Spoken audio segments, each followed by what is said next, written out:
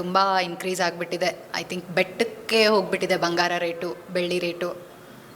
ಎಲ್ಲರೂ ತುಂಬ ಕಷ್ಟಪಟ್ಟು, ಮುಂಚೆ ಎಲ್ಲ ಜನ ಇಷ್ಟಪಟ್ಟು ಬಂಗಾರನ ಅಂದರೆ ಖುಷಿಯಾಗಿ ಮನೆಯಿಂದ ಹೋಗ್ತಾಯಿದ್ರು. ಎಲ್ಲ ಬಂದು ಬಾಂಧವರನ್ನೆಲ್ಲ ಕರ್ಕೊಂಡು ಹೋಗ್ತಾಯಿದ್ರು. ಈಗ ಯೋಚನೆ ಮಾಡಬೇಕಾಗುತ್ತೆ. 1 ಗ್ರಾಮ್ ತೊಗೊಳ್ಬೇಕಂದ್ರೂ ಅಯ್ಯಪ್ಪ ಎಷ್ಟಾಗ್ಬಿಟ್ಟಿದೆ, ತೊಗೊಳ್ಳಾ ಬೇಡವಾ, ಇಲ್ಲ ಆರ್ಟಿಫಿಷಿಯಲೇ ಹೋಗಿಬಿಡ್ಲಾ, ಹಂಗೆ ಅನಿಸ್ಬಿಟ್ಟಿದೆ. ಸೊ ಐ ಥಿಂಕ್ ಬಂಗಾರ ರೇಟ್ ಕಡಿಮೆ ಆಗಬೇಕು ಸ್ವಲ್ಪ. ಬಂಗಾರ is a good investment. Silver ತುಂಬ ಗುಡ್ ಇನ್ವೆಸ್ಟ್ಮೆಂಟ್ ಅಂತ ಹೇಳ್ಬೋದು. ಕಡಿಮೆ ಆಗುತ್ತೆ ಅಂತ ಎಕ್ಸ್ಪೆಕ್ಟ್ ಮಾಡ್ತಾಯಿದ್ದೀನಿ ನಾನು. ನನಗೂ ಬಂಗಾರ ಬೆಳ್ಳಿ ತುಂಬ ಇಷ್ಟ.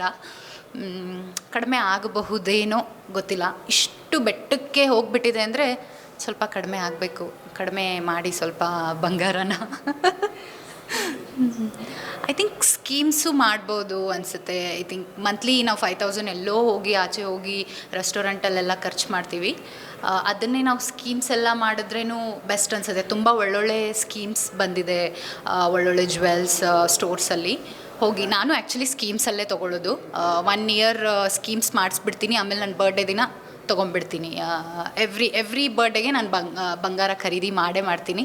ಅದು ಇಷ್ಟೇ ಪುಟ್ಟದಾಗಿದ್ದರೂ ನಾನು ಬಂಗಾರ ಮತ್ತು ಡೈಮಂಡ್ ಖರೀದಿ ಮಾಡ್ತೀನಿ. ನಂಗೆ ತುಂಬ ಇಷ್ಟ, ಡೈಮಂಡ್ಸ್ ತುಂಬ ಇಷ್ಟ.